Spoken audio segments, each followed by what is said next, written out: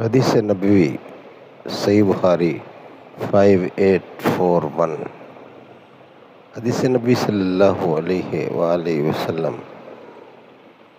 Hazrat Umar saw a pair of silken robes being sold and said, O Prophet, O Messenger of Allah, it is better for you to buy them and then wear them when meeting delegation and on Friday. The Prophet said, those who have no share in the hereafter wear them. Then the Prophet himself sent Hazrat Umar a pair of silken robes as a gift.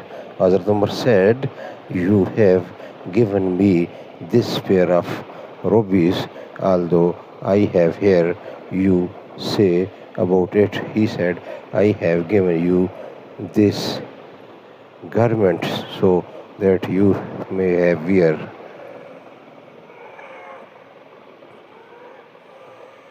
بسم الله الرحمن الرحيم. قال النبی صلی اللہ علیہ وسلم.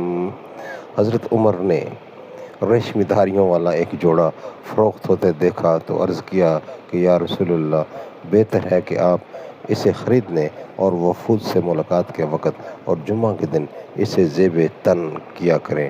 حضور اکرم نے فرمایا کہ اسے وہ پہنتا ہے جس کا آخرت میں کوئی حصہ نہیں ہوتا.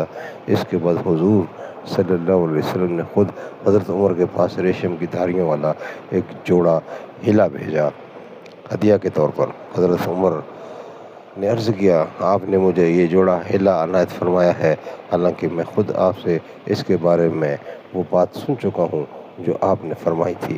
آپ نے فرمایا کہ میں نے تمہیں یہ کپڑا اس لیے دیا ہے کہ اسے بیچ دو یا عورتوں وغیرہ میں سے کسی کو پہنا دو. صحیح بخاری کی یہ حدیث ہے 5841.